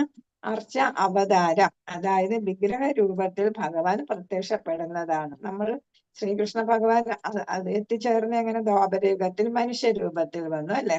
ഇത് ഇവിടെയാണെങ്കിലോ വിഗ്രഹ രൂപത്തിൽ ഭഗവാൻ പ്രത്യക്ഷപ്പെട്ടു എന്നാണ്. അപ്പൊ തിരിച്ചു എല്ലാവർക്കും ഭഗവാന്റെ ശരിയായിട്ടുള്ള അതീന്ദ്രിയ രൂപത്തിൽ ഭഗവാന് ധ്യാനിച്ച് ഭഗവാനിൽ എത്തിച്ചേരാൻ എല്ലാവർക്കും സാധിച്ചെന്ന് വരത്തില്ല. അങ്ങനെയുള്ളവർക്ക് ഏത് രൂപത്തിൽ ഭഗവാൻ അവതരിച്ചിരിക്കുന്നു? അർച്ച വിഗ്രഹ രൂപത്തില് അല്ലെങ്കിൽ അർച്ച അവതാര രൂപത്തില് ഭഗവാൻ പ്രത്യക്ഷപ്പെട്ടിരിക്കുന്നു എന്നാണ് പറയുന്നത്. അപ്പൊ ഇവിടെ ഇന്ദ്രിയങ്ങൾക്ക് ഭഗവാന്റെ ആധ്യാത്മിക പ്രകൃതിയെ ഗ്രഹിക്കാൻ ഭൗതികമായ ഇന്ദ്രിയങ്ങൾക്ക് സാധ്യമല്ല. ആകയാൽ പ്രത്യക്ഷത്തിൽ ഭൗതിക ഘടകങ്ങളായ ഭൂമി, മരം, കല്ല് തുടങ്ങിയവയാൽ നിർമ്മിക്കപ്പെട്ട അർച്ചാ വിഗ്രഹത്തെ ഭഗവാൻ അംഗീകരിക്കുന്നു. നമ്മൾ ഏതുപോലെ വിരാട് രൂപത്തിന് നമ്മൾ പ്രകൃതിയുടെ ഭഗവാന്റെ ശരീരത്തിന്റെ വിവിധ ഭാഗങ്ങളായിട്ടാണ് വിരാട് രൂപത്തിനെ നമ്മൾ കണക്കാക്കുന്നത്, വിശ്വരൂപത്തിനെ കണക്കാക്കുന്നത്. അതുപോലെ തന്നെ ഭൗതികമായിട്ടുള്ള സാധനങ്ങളാൽ നിർമ്മിക്കപ്പെട്ട മണ്ണ്, മരം, കല്ല് ഇവ കൊണ്ടുണ്ടാക്കിയ ഭഗവാന്റെ അർച്ചാ വിഗ്രഹം ഭഗവാൻ തന്നെയാണ് എന്നാണ് ഭഗവാൻ അതിനെ അംഗീകരിക്കുന്നു. അപ്പൊ എന്താണ്? ഞാൻ തന്നെയാണ്, താൻ തന്നെയാണ് ഈ അർച്ചാ വിഗ്രഹം എന്നാണ് ഇവിടെ ഭഗവാൻ പറയുന്നത്.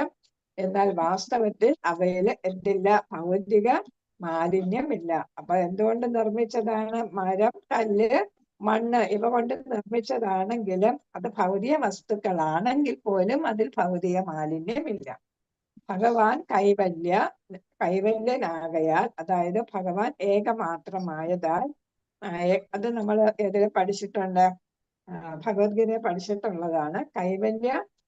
കൈവല്യനാകയാൽ ഏതൊരു ഭൗതികതയും അദ്ദേഹത്തിൽ ഇല്ല. കാരണം എന്താണ്? ഭഗവാൻ അതീന്ദ്രിയനാണ് അല്ലെ. അപ്പൊ അദ്ദേഹത്തിൽ ഏത് വരുന്നില്ല? ഭൗതികമായിട്ടുള്ള വസ്തുക്കളൊന്നും വരുന്നില്ല, അല്ലെങ്കിൽ ഘടകങ്ങളൊന്നും അതിൽ പെടുന്നില്ല. അദ്ദേഹം അദ്വിതീയനാകുന്നു, ദ്വിതീയനല്ല അദ്വിതീയനാകുന്നു. അതായത് എന്താണ്? ഈ അർച്ചാ വിഗ്രഹവും ഭഗവാനും തമ്മിൽ വ്യത്യാസമില്ല എന്നാണ് അവിടെ പറയുന്നത്. അർച്ചാ വിഗ്രഹവും ഭഗവാനും തമ്മിൽ വ്യത്യാസമില്ല. നമ്മൾ അമ്പലത്തിൽ പോയി തൊഴുമ്പോ അർച്ചാ വിഗ്രഹത്തിന് തൊഴുമ്പം ആരെ തന്നെയാണ് നമ്മൾ തൊഴുന്നത്? ഭഗവാനെ തന്നെയാണ് തൊഴുന്നതും ആരാധിക്കുന്നതും. അതുകൊണ്ടാണ് അവിടെ അദ്വിതീയൻ എന്ന് പറയുന്നത്. അതിനാൽ സർവശക്തനായ ഭഗവാന് ഭൗതിക സങ്കല്പത്താൽ മാലിന്യപ്പെടാതെ ഏത് രൂപത്തിലും ആവിർഭവിക്കാൻ കഴിയുന്നു. അപ്പൊ അതീന്ദ്രിയനായത് കൊണ്ട് തന്നെ, പരമോന്നതനായത് കൊണ്ട് തന്നെ ഇതാണ് പരമസത്യമായതുകൊണ്ട് തന്നെ ഭഗവാന് ഭൗതിക സങ്കല്പത്തിൽ അതിനാൽ മലിനപ്പെടാതെ തന്നെ ഭഗവാൻ ഏത് രൂപത്തിലും ആവിർഭവിക്കാൻ, അതായത് ഒരു കല്ലായിട്ടോ അല്ലെങ്കിൽ മരമായിട്ടോ അല്ലെങ്കിൽ മണ്ണ് കൊണ്ടുള്ള വിഗ്രഹങ്ങളായിട്ടോ ഒക്കെ ഭഗവാൻ, അല്ലെങ്കിൽ പടമായിട്ടോ നമ്മൾ ചിത്രം വെച്ചിട്ട് നമ്മൾ ആരാധിക്കും അല്ലെ. അപ്പൊ അതും ഒക്കെ ആയിട്ട് ഭഗവാന് എന്ത് ചെയ്യാം, അവതരിക്കാനായിട്ട് സാധിക്കും. ഏത് രൂപത്തിലും ആവിർഭവിക്കാൻ കഴിയുന്ന ഭഗവാന് ആകയാൽ 5000 വർഷങ്ങൾക്ക് മുമ്പ് ദ്വാരകയിൽ ഭഗവാൻ പ്രത്യക്ഷനായിരുന്ന വേളയില് ആഘോഷ അനുഷ്ഠാനങ്ങളെ പോലെയാണ് ഭഗവാന്റെ ക്ഷേത്രങ്ങളിൽ സാധാരണയായി നടത്തപ്പെടുന്ന ഉത്സവ ആഘോഷങ്ങൾ. ഇപ്പൊ എല്ലാവരും ഇസ്കോൺ മംഗലാപുരത്ത് ഒക്കെ പോയതാണ് അല്ലെ. അപ്പൊ അവർക്കും അറിയാം ഭഗവാനെ എവിടെ നമ്മൾ പൂജ ചെയ്യുന്നത് ഏതുപോലെ തന്നെയാണ് പണ്ടും അല്ലെ. ഏതാണ് നമ്മൾ ഭഗവാന് 5000 വർഷം മുമ്പ് വന്ദിച്ചതുപോലെ അല്ലെങ്കിൽ ആരാധിച്ചതുപോലെ തന്നെയാണ് ഇപ്പോഴും ആരാധിക്കുന്നത്. ഏതൊരു ഭൗതികതയും അദ്ദേഹത്തിനില്ല. നമ്മൾ വായിച്ചതാണ്. കൃഷ്ണ. ഭഗവാന്റെ ക്ഷേത്രങ്ങളിൽ സാധാരണയായി നടത്തപ്പെടുന്ന ഉത്സവ ആഘോഷങ്ങൾ സാമാന്യ ജനങ്ങളുടെ സൗകര്യാർത്ഥം ശാസ്ത്രത്തെ സമ്പൂർണമായി അറിയുന്ന പ്രാമാണിക ആചാര്യന്മാർ നിയാമക തത്വങ്ങൾക്ക് അനുസൃതമായി അത്തരം ഭഗവത് ക്ഷേത്രങ്ങൾ സ്ഥാപിക്കുന്നു. അപ്പൊ നിങ്ങളുടെ ഉത്തരവ് ഇവിടെ വന്നിട്ടുണ്ട്. ഏതാ പറയുന്നത്? ഭഗവാന്റെ ക്ഷേത്രങ്ങളിൽ സാധാരണയായി നടത്തപ്പെടുന്ന ഉത്സവ ആഘോഷങ്ങൾ സാമാന്യ ജനങ്ങളുടെ സൗകര്യാർത്ഥം ശാസ്ത്രത്തെ സമ്പൂർണമായി അറിയുന്ന പ്രാമാണിക ആചാര്യന്മാർ നിയാമക തത്വങ്ങൾക്ക് അനുസൃതമായി അത്തരം ഭഗവത് ക്ഷേത്രങ്ങൾ സ്ഥാപിക്കുന്നു. നമുക്കറിയാം ഒരു ക്ഷേത്രത്തില് പ്രതിഷ്ഠ നടത്തുമ്പോ തന്ത്രി അങ്ങനെയുള്ളവരെല്ലാം അല്ലെ നമ്മളെ സാധാരണ ക്ഷേത്രത്തില് ഒരുപാട് ചടങ്ങുകളൊക്കെ ഉണ്ടല്ലേ. അപ്പൊ അതൊക്കെ ചെയ്യുന്നത് ആരാണ്?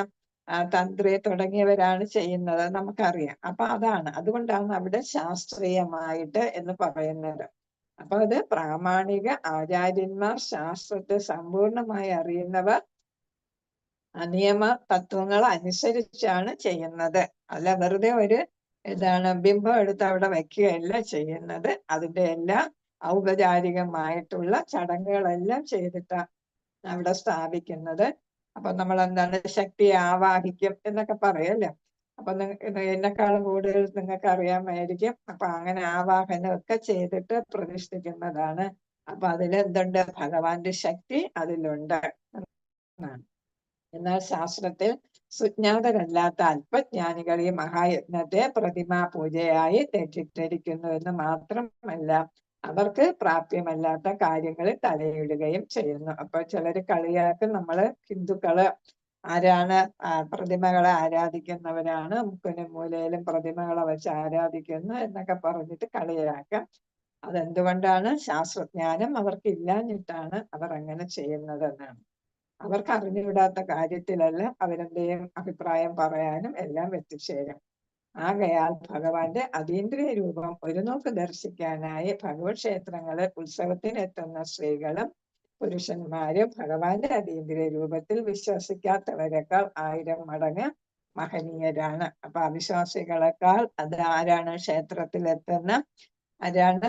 ഭക്തന്മാരാണ് കൂടുതൽ ശ്രേഷ്ഠരെന്നാണ് ഇവിടെ പറയുന്നത്. അപ്പൊ ഉത്സവ സമയത്ത് ഭഗവാന് കൂടുതൽ പൂജകളും അതൊക്കെ ചെയ്യുന്നത് കൊണ്ട് ഭഗവാന്റെ ശക്തി കൂടുതലായിരിക്കും എന്നാണ് പറയുന്നത് അല്ലെ.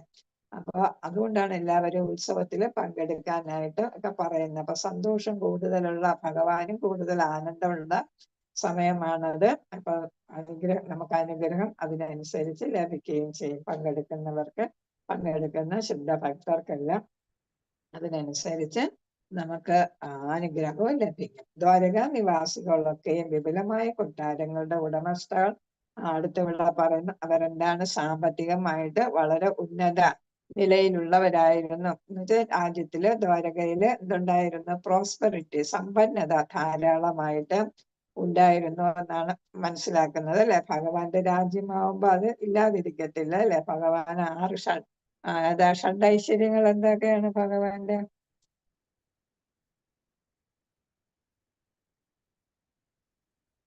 കൃഷ്ണ. ഐശ്വര്യസ്യ ഏറ്റവും കൂടുതൽ സൗന്ദര്യം, ശക്തി, സമ്പത്ത്, ജ്ഞാനം ജ്ഞാനം ബുദ്ധി അതാണ് ജ്ഞാനം. പിന്നെ വൈരാഗ്യം. റെനൈസൻസ് ത്യാഗം അല്ലെ. അപ്പൊ ഇവിടെ പറയുന്നുണ്ട് എന്താണ് അതിൽ സമ്പത്ത് അല്ലെ. ഭഗവാൻ എല്ലാ ലോകങ്ങളുടെയും ഉടമയാണ് അല്ലെ. അപ്പൊ എല്ലാത്തിന്റെയും കൺട്രോളറും ഭഗവാനാണ്. അപ്പൊ ഇവിടെ ദ്വാരകയിലും എന്തിനാ സമ്പത്തിന് ഒരു കുറവും ഉണ്ടായിട്ടില്ല എന്നാണ് പറയുന്നത്. വിപുലമായ കൊട്ടാരങ്ങളുടെ ഉടമകളായിരുന്നു എന്ന ശ്ലോകത്തിൽ നിന്ന് മനസ്സിലാക്കാം. ഇത് നഗരത്തിന്റെ സമൃദ്ധിയെ സൂചിപ്പിക്കുന്നു.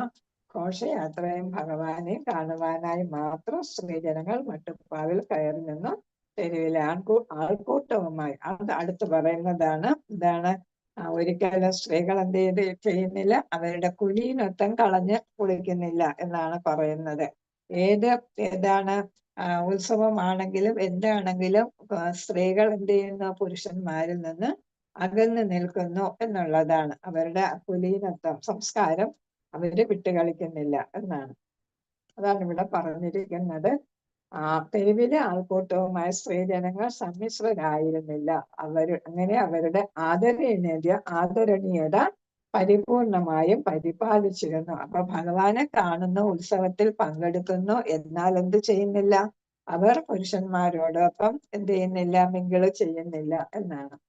പുരുഷന്മാരുമായി കൃത്രിമ സമത്വം ഉണ്ടായിരുന്നില്ല. നമ്മളിപ്പോ എന്താണ് ഇക്വാളിറ്റി എന്നാണ് നമ്മൾ പറയുന്നത്. സ്ത്രീകളും പുരുഷന്മാർക്കും തുല്യ അധികാരങ്ങളുണ്ട്, സമൂഹത്തിൽ തുല്യ സ്റ്റാറ്റസ് വേണം എന്നൊക്കെ വിളിച്ചാണ് നമ്മളിപ്പോ വിളിക്കൂട്ടുന്നത് അല്ലേ. അപ്പൊ അതൊന്നും അന്നുണ്ടായിരുന്നില്ല. അപ്പൊ അന്നവര് സമൂഹത്തില് പുരുഷന്മാരുമായിട്ട് മിങ്കിള് ചെയ്തിരുന്നില്ല എങ്കിൽ പോലും അവരുടെ സ്ഥാനത്തിനൊട്ടും ഒരു കുറവും വന്നില്ല എന്നാ പറയുന്നത്. കൃത്രിമ സമത്വം എന്നാണ് പ്രഭുപാദർ പറയുന്നത്. സ്ത്രീയെ പുരുഷനിൽ നിന്നും അകറ്റി നിർത്തുക വഴി അധിക സുഭഗമായി സ്ത്രീയുടെ ആദരണീയത പരിരക്ഷിക്കപ്പെട്ടിരുന്നു. അപ്പൊ നമ്മളിപ്പോ ക്ഷേത്രത്തിൽ പോകുമ്പോഴും പുരുഷന്മാർ ഒരു സൈഡിലും സ്ത്രീകൾ വേറൊരു സൈഡിലുമായിട്ട് നിന്നാണ് എല്ലാത്തിലും പങ്കെടുക്കാറ് അല്ലെ. അപ്പൊ രണ്ടു കൂട്ടരെയും രണ്ടായിട്ട് തന്നെ ക്ഷേത്രങ്ങളിലും സമൂഹത്തിലും ഒക്കെ നിർത്തിയിരുന്നു എന്നാണ് ഇവിടെ പറയുന്നത്. അനിയന്ത്രിതമായി സ്ത്രീ പുരുഷന്മാർ പരസ്പരം ഇടപെടരുത് എന്നാണ് ഇവിടെ പറയുന്നത്. ഹരേ കൃഷ്ണ. സമയത്രേ 9:20 ഹരേ ഹരേ കൃഷ്ണ. ഇതില് പോയിപ്പോ കാണാൻ പറ്റും. ഹരേ കൃഷ്ണ. ശ്ലോകം 25 സമയമാകുമ്പോ പറഞ്ഞത്. അടുത്ത് പറയുന്നത് 25-ാമത്തെ ശ്ലോകത്തില് ഭഗവാനെ കണ്ടിട്ടും മതി വരുന്നില്ല എന്നുള്ളതാണ് അടുത്ത ശ്ലോകത്തിൽ പറയുന്നത്. അതിലാണ് നമ്മൾ ഭഗവാന്റെ സൗന്ദര്യമൊക്കെ ഒരുപാട് പറയുന്നത്. പിന്നെ നിങ്ങൾക്ക് അതിലെ ശ്ലോകങ്ങളൊക്കെ ചൊല്ലാം. ഹരേ കൃഷ്ണ. 25-ാമത്തെ ശ്ലോകം. ഓം നമോ ഭഗവതേ വാസുദേവായ. നിത്യം നിരീക്ഷണമാണാനാം യദ്യപി ദ്വാരകൗകസാം ന വിതൃപ്യന്തേഹി ദൃശഃ ശ്രേയോ ധാമാംഗമച്യുതം. നിത്യം നിരീക്ഷമാണാനാം യദ്യപി ദ്വാരകൗകസാം ന വിതൃപ്യന്തേഹി ദൃശഃ ശ്രേയോ ധാമാംഗം അച്യുതം. ആരെങ്കിലും വായിച്ചോളൂ.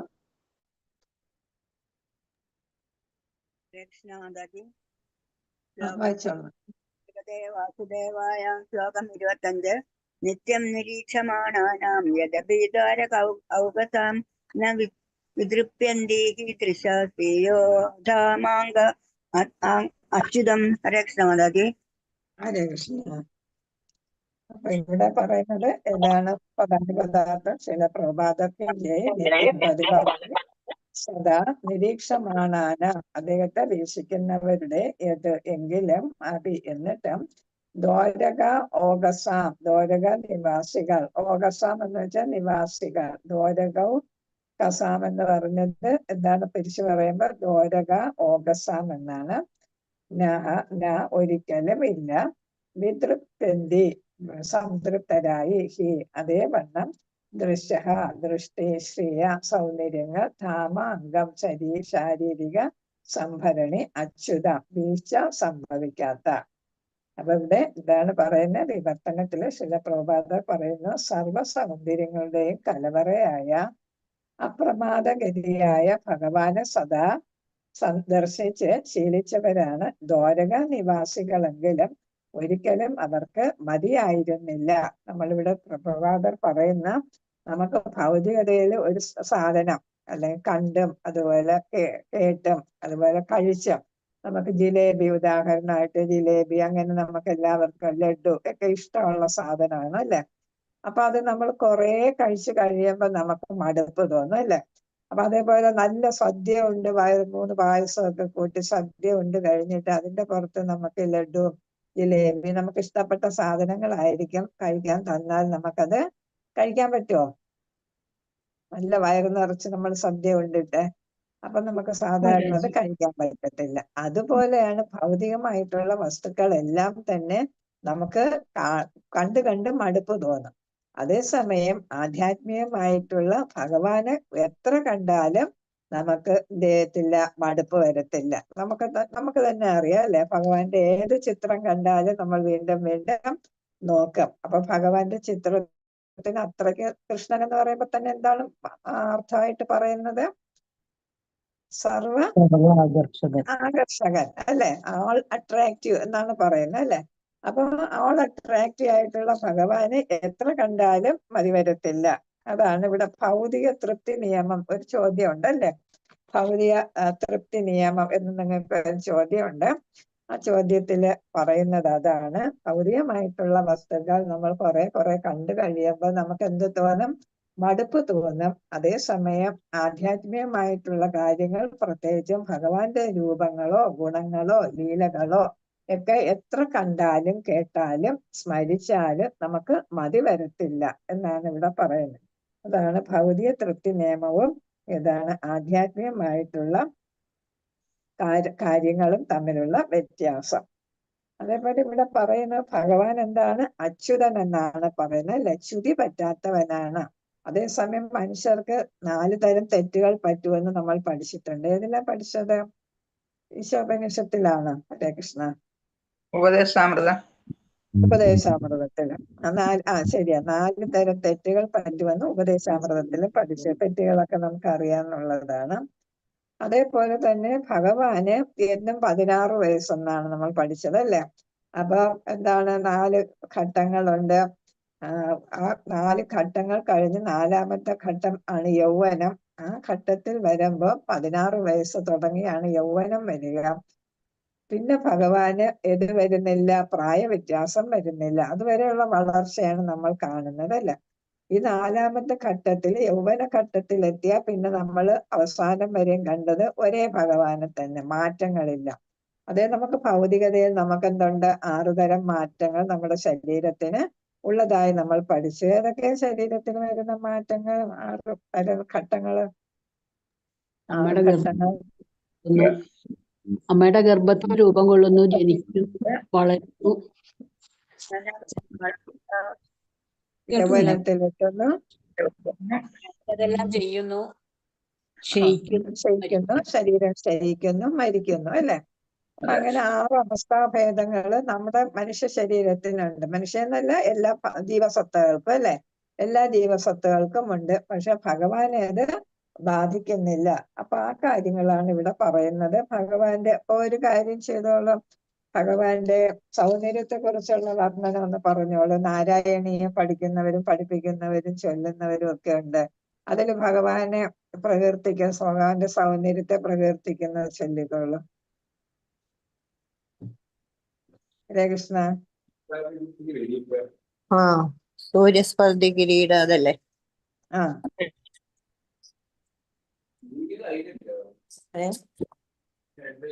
സൂര്യസ്പർദ്ധി കിരീടമൂർധത്തിലക പ്രോദ്ഭാസി ഫാലാന്തരം കാരുണ്യാകുലനേത്രമാദ്രഹസിതോല്ലസം സുനാസാപുടം ഗണ്ഡോദ്യന്മകരാപകുണ്ടലയുഗം കണ്ഡോജ്വലത്കൗസ്തുഭം ത്വദ്രൂപം വനമാല്യഹാര്യവളലസേവത്സദീബ്രം ഭജേ കേയൂരാംഗത കങ്കണോത്തമ മഹാരത്നാങ്കുലീയാങ്കിത ശ്രീമദ്ബാഹുജ ദുഷ്കസംഗത ഗദാ ശങ്കാരി ഭംഗേരുഹാം കാഞ്ചിക്കാഞ്ചന കാഞ്ചിലാഞ്ചിതലസത്പീതാംബരാലംബനീ ആലംബേ വിമലാംബുജതുതിപദാമൂർത്തിത്തവാർത്തിച്ചിതം എത്രൈലോക്യമഹനീയ സോഭിമഹിതം സമ്മോഹനം മോഹനാത് കാന്തം കാന്തിനിധാനതോപി മധുരം മാധുര്യദുര്യാദവി. ഇത് പൂർണ്ണമായിട്ടും ചെല്ലണം മാതാജി. വേണ്ട വേണ്ട, ഹരേ ആ, കൃഷ്ണ മാതാജി. ഹരേ ഇത് കൃഷ്ണ. ബ്രഹ്മസംഹിതയിൽ വരുന്ന ചൊല്ലിക്കോളൂ. ബ്രഹ്മസംഹിതയില് വേണം ഹരേ കൃഷ്ണ കൊള്ളുന്ന മാതാജി. ഞാൻ ചൊല്ലട്ടെ.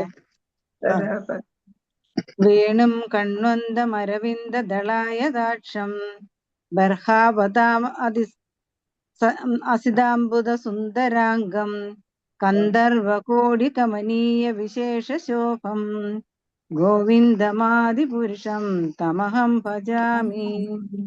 ആലോലചന്ദ്രകലം ലസദ്വനമല്യവംശീ രത്നാഗതം പ്രണയകേളികലാവിലാസം ശ്യാമം ത്രിഭംഗലളിതം നിയതപ്രകാശം ഗോവിന്ദമാദിപുരുഷം തമഹം ഭജാമി. അത് കുറെ ഉണ്ടല്ലോ. അല്ലെ, സൗന്ദര്യത്തെ കുറിച്ച് പറയുന്ന കുറച്ച്. പിന്നെ വരുന്നത് അങ്കാരീയസ്യ ഗോപിക. ഹരേ സകലേന്ദ്രിയ കൃഷ്ണ മാതാജി. വൃത്തിമന്തി പശ്യന്തി പാന്തി കലയന്തി ചിരം ജഗന്തി ആനന്ദ ചിന്മയ സമജ്വല വിഗ്രഹസ്യ ഗോവിന്ദമാദിപുരുഷം തമഹം ഭജാമി. ഹരേ കൃഷ്ണ. ഹരേ ഇനി കൃഷ്ണ. ഗോപിക ഗീതം ചൊല്ലിക്കൊള്ളൂ. അറിയാലോ, ഗോപിക ഗീതത്തില് ഗോപികമാർ ഭഗവാനെ പുകഴ്ത്തുന്നത്, സൗന്ദര്യം പറയുന്നത്. ഹരേ കൃഷ്ണ.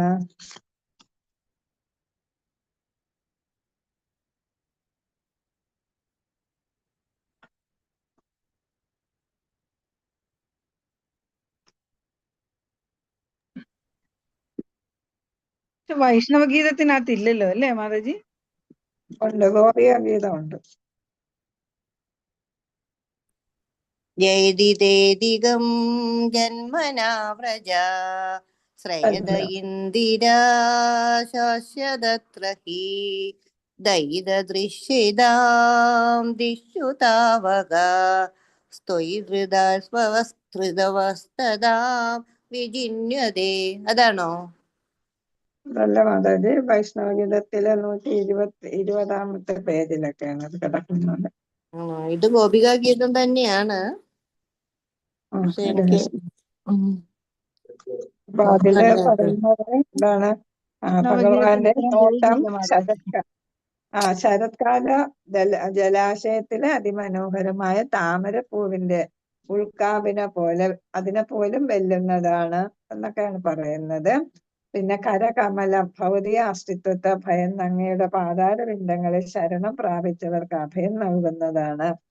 കൈകൾ എന്താണ്? ലക്ഷ്മി ദേവിയുടെ കരം ഗ്രഹിച്ചതാണ്. സർവ അഭീഷ്ടങ്ങളും സാധിച്ചു തരുന്ന കര കമലമാണ് അങ്ങയുടേത്. അതേപോലെ തന്നെ മനോഹരമായ മന്ദഹാസം ഭക്തന്മാരുടെ ഗർവത്തെ തകർത്തു കളയുന്നു. പാതാരവിന്ദങ്ങൾ ദേവതയുടെ ഐശ്വര്യ ദേവതയുടെ ശാശ്വതമായ വാസസ്ഥലമാണ്. അപ്പൊ ആ താമര പൂ പോലെ ഇതാണ്, മൃദുത്വമുള്ളതാണ് അല്ലെ. പിന്നെ ആരെയും മയക്കുന്ന വാക്കുകളും മധുരമായ ശബ്ദങ്ങളുമാണ് ഭഗവാന്റേത്, അങ്ങയുടേത്. വാക്കുകൾ അമൃതമാണ്. പിന്നെ അത് ഒരിക്കൽ കേൾക്കുന്നവർ എന്ത് ചെയ്യുന്നില്ല, അവർക്ക് പിന്നെ ഭൗതിക ലോകത്തിൽപ്പെട്ട് ഇതാണ് ജീവിതം ദുരിതപ്രദം ആകുന്നില്ല. പിന്നെ ഇതാ പുഞ്ചിരിയും പ്രേമത്തോടു കൂടിയ മധുരമായ നോട്ടങ്ങളും ഹൃദയത്തെ സ്പർശിക്കുന്നു. പിന്നെ ഇതാ അങ്ങയുടെ പാതാരബിന്ദങ്ങൾ പ്രണമിക്കുന്നവരുടെ എല്ലാ ആഗ്രഹങ്ങളും നിറവേറ്റി കൊടുക്കും. അങ്ങ് അവ ഭൂമി ദേവിക്ക് ആഭരണമാണ്. അങ്ങനെ പോകുന്നു ഇതാണ് ഗോപിക ഗീതത്തില്. അതേപോലെ തന്നെ രൂപഗോസ്വാമിയും ഭഗവാനെ പ്രകീർത്തിക്കുന്നുണ്ട്. രൂപഗോസ്വാമി പറയുന്നത് എന്താണ്? ശ്രീല രൂപഗോസ്വാമി 15ാം നൂറ്റാണ്ടില് നമുക്കറിയാം. നമ്മൾ ഏത് പഠിച്ചതാ? രൂപഗോസ്വാമിയുടെ കൃതി ഏതാ നമ്മൾ പഠിച്ചത്? ഹരേ കൃഷ്ണ. ലെവൽ 3ക്കും ഭക്തിശാസ്ത്രയ്ക്കും പഠിച്ചു. ഏതാ മാതാജി? ഭക്തിരസാമൃത സിന്ധു. ഭക്തിരസാമ സിന്ധു. അതെ, ഭക്തിരസാമൃത ഭക്തിരസാമൃത സിന്ധു. അപ്പൊ അവിടെ രൂപഗോസ്വാമി പറയുന്നത് എന്റെ മനസ്സ് എന്ന് പറയുന്നത് ഒരു തേനീച്ച പോലെയാണ്. അങ്ങയുടെ പാദ കമലങ്ങളില് എന്താണ് ഒട്ടിത്തേൻ നുകരാൻ വരുന്ന ഒരു തേനീച്ച പോലെയാണ് എന്റെ മനസ്സ്. ആ മനസ്സ് പിന്നീട് എന്താണ് മറ്റൊന്നിലും ശ്രദ്ധ കേന്ദ്രീകരിക്കില്ല. ആ പാദകമലങ്ങളിൽ തേനീച്ച വന്നെത്തിക്കഴിഞ്ഞാൽ അല്ലെ, തേൻ കുടിക്കാൻ എത്തിച്ചേർന്നാൽ പിന്നെ വേറെ ഒന്നിലും അതിന് ശ്രദ്ധ വരത്തില്ല. അതായത് ഭൗതികമായിട്ടുള്ള ഒന്നിലും പിന്നെ ശ്രദ്ധ വരത്തില്ല. അതേപോലെ സനാതന ഗോസ്വാമി പറഞ്ഞത് നമ്മൾ പഠിച്ചിട്ടുണ്ട്. ഏതാ? വൃന്ദാവനത്തിൽ പോകുന്ന ആരും കേശി ഘട്ടിലോട്ട് നോക്കരുത്. അവിടെ ഓടക്കുഴൽ ഊതി നിൽക്കുന്ന ആ ഗോവിന്ദനെ കണ്ടാല് നിങ്ങൾ പിന്നെ ഭൗതികതയിലേക്ക് തിരിച്ചു വരത്തില്ല. അത്രയ്ക്ക് ആകർഷകനാണ് അദ്ദേഹം എന്നാണ് അല്ലെ രൂപ ഗോസ്വാമിയുടെ പറയുന്ന അയം അവിലോള തയാദ്യ സനാതന കളിതാത്ഭുതാരസ ഭാരം നിവസത് എന്നാണ് ഇവിടെ പറയുന്നത്. അപ്പൊ അത്രയ്ക്ക് അതാണ് എല്ലാവരെയും ആകർഷിക്കുന്ന സർവ ആകർഷകനാണ് എന്ന് ധാരാളം കൃതികൾ ഭഗവാനെ പുകഴ്ത്തുകയാണ്. അപ്പൊ ഭഗവാന്റെ ഓരോ ശരീര വർണ്ണനയും ഭട്ടതിരിപ്പാട് നാരായണീയത്തിലും രചിച്ചിട്ടുണ്ട്. അതേപോലെ തന്നെ ഭാഗവതത്തിലും രചന അങ്ങനെ നടക്കുന്നുണ്ട്. ഗോപികാ ഗീതത്തിലും വരുന്നുണ്ട്. പിന്നെ രൂപ ഗോസ്വാമിയും പറയുന്നുണ്ട് ബ്രഹ്മാവ് നേരിട്ട് കണ്ടതാണ് അല്ലെ. അപ്പൊ ബ്രഹ്മസംഹിതയിലും പറഞ്ഞിട്ടുണ്ട്. അപ്പൊ അതിനെ കുറിച്ച് വർണ്ണിച്ചിട്ടുണ്ട്. അപ്പൊ ഇതെല്ലാം ഏതാണ് ഭഗവാന്റെ ആകർഷണ രൂപത്തെയാണ് കാണിക്കുന്നത്. അപ്പൊ ഈ ആകർഷണ രൂപത്തെ കുറിച്ചാണ് നമ്മൾ ഈ 25ാമത്തെ ശ്ലോകത്തില് ഒക്കെ പറയുന്നത്. അദ്ദേഹത്തിന്റെ സൗന്ദര്യത്തെ 24 മുതൽ 27 വരെയുള്ള ശ്ലോകങ്ങളെല്ലാം ഭഗവാന്റെ ഈ സൗന്ദര്യത്തെ കുറിച്ചാണ് വർണ്ണിക്കുന്നത്. ഹരേ കൃഷ്ണ. സമയായെങ്കിൽ നമുക്ക് ഇവിടെ നടക്കും. ഹരേ കൃഷ്ണ. ഹരേ കൃഷ്ണ. വാചകൽപത രൂപസ്യ കൃപാ സിന്ധുഭേവച പതിദാന പാവന വൈഷ്ണവേ അനന്തകോടി വൈഷ്ണവ ഭക്തവൃന്ദകീ ജയ. ശ്രീല പ്രഭുപാദകീ ജയ. ശ്രീമദ് ഭാഗവതം കീ ജയ. ഗൗരനിതായ പ്രേമാനന്ദേ. ഹരി ഹരി ബോൾ. ഹരേ കൃഷ്ണ ഹരേ കൃഷ്ണ ഹരേ കൃഷ്ണ കൃഷ്ണ ഹരേ കൃഷ്ണ കൃഷ്ണ ഹരേ കൃഷ്ണ കൃഷ്ണ കൃഷ്ണ ഹരേ ഹരേ ഹരേ ഹരേ ഹരേ രാമ രാമ രാമ രാമ രാമ ഹരേ ഹരേ കൃഷ്ണ ഹരേ കൃഷ്ണ കൃഷ്ണ കൃഷ്ണ ഹരേ രാമ ഹരേ രാമ രാമ രാമ രാമ രാമ ഹരേ ഹരേ കൃഷ്ണ ഹരേ ഹരേ കൃഷ്ണ ഹരേ ഹരേ രാമ ഹരേ രാമ ഹരേ രാമ ഹരേ കൃഷ്ണ. ഹരേ കൃഷ്ണ. എല്ലായിടത്തും സാർ പറയുന്നു എന്റെ കമ്പ്യൂട്ടർ എങ്ങനെയാണ് ഓഫായി. പിന്നെ ഇനി അതിന് നോക്കിക്കൊണ്ടിരുന്ന സമയം ഒരുപാടൊക്കെ പോകും. പിന്നെ ഞാൻ മൊബൈലിൽ കയറിയത്. പിന്നെ അത് ഷെയർ ചെയ്യാനും പറ്റത്തില്ല മൊബൈലിൽ കയറിയാല്. പിന്നെ അതൊക്കെ സമയം എടുക്കും ഷെയർ ചെയ്തൊക്കെ വരുമ്പോ. ഹരേ കൃഷ്ണ. മാതാജി ഒരു കാര്യം, നമുക്ക് നേരത്തെ ഒരു ഭക്തിവൃക്ഷം എന്ന് പറഞ്ഞ് 1-2 ക്ലാസ് നടന്നു. അത് അന്നേരം ചൊവ്വാഴ്ചയായിരുന്നു. മറ്റേ ഐശ്വര്യ മാതാജി അപ്പൊ വെനസ്ഡേ അല്ലായിരുന്നു ക്ലാസ് എടുത്തോണ്ടിരുന്നത്. ഇപ്പൊ അത് ഉണ്ടോ എനിക്കറിയത്തില്ല. കാരണം അതിന്റെ 2 ആഴ്ച ആവശ്യം നടന്നുള്ളായിരുന്നു. അതിന്റെ ഇപ്പൊ ആവശ്യം ഉണ്ടോ? ഉണ്ടെങ്കിൽ ഇപ്പൊ അങ്ങ് ഗുളിക കഴിച്ചില്ലല്ലോ അല്ലേ? അതിൽ ആവശ്യമുണ്ടോ അതിന്റെ ആവശ്യം ക്വസ്റ്റ്യൻ ഉണ്ടോ? ആൻസർ ഒക്കെ ഡിസ്കസ് ചെയ്യായിരുന്നു. ഇത് ക്വസ്റ്റ്യൻ ആൻസർ ഒക്കെ ഡിസ്കസ് ചെയ്യായിരുന്നു. ആണോ? എന്നാ ഞാൻ ചോദിക്കാം. ഗീത മാതാജി. ഹരേ കൃഷ്ണ. ഏത് മാതാജി അപ്പൊ മാതാജി മാതാജി വന്നിട്ട് എനിക്ക് ചോദിക്കാം. സമയം ഉണ്ടാവില്ല മാതാജി. ക്ലാസ് കഴിഞ്ഞ പ്രാവശ്യം ഉണ്ടായിരുന്നു. അതില് വേറെ മാതാജിമാരാണ് ഉണ്ടായിരുന്നത്. പിന്നെ അവര് അതിനെ പറ്റിയിട്ടൊന്നും പറയുകയും ചെയ്തിട്ടില്ല നമ്മുടെ ക്ലാസ്സിലുള്ള. നമുക്ക് 2 ക്ലാസ് നടന്നുള്ളത് അല്ലേ മാതാജി? അതെ അതെ. കഴിഞ്ഞ ആദ്യത്തിലെ മാത്രമേ നടന്നിട്ടുള്ളൂ. നടന്നുള്ളൂ. മാതാജി നമ്മളത് എക്സാമിന് മുൻപാണ് നടത്തിയിരുന്നത്. നടത്താം. അപ്പോഴ് പിന്നെ നിനക്ക് താല്പര്യം ഉണ്ടല്ലേ? എത്ര പേര്, അധികം പേരൊന്നും അന്ന് വന്നിട്ടുണ്ടായിരുന്നില്ല. കുറച്ച് പേര് തന്നെ ഉണ്ടായിരുന്നുള്ളൂ.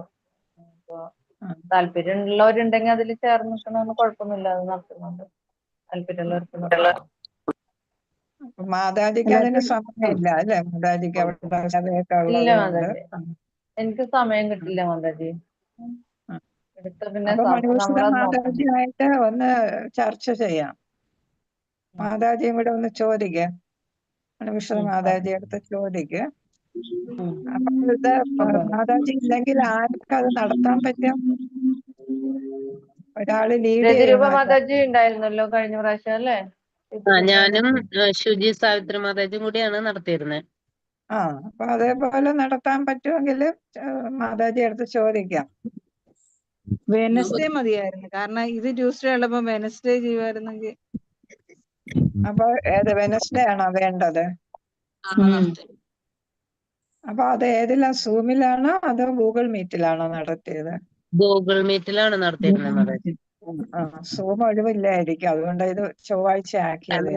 നമ്മള് ലിങ്ക് അയച്ചിട്ട് അങ്ങനെയായിരുന്നു ചെയ്തിരുന്നു. ആണോ?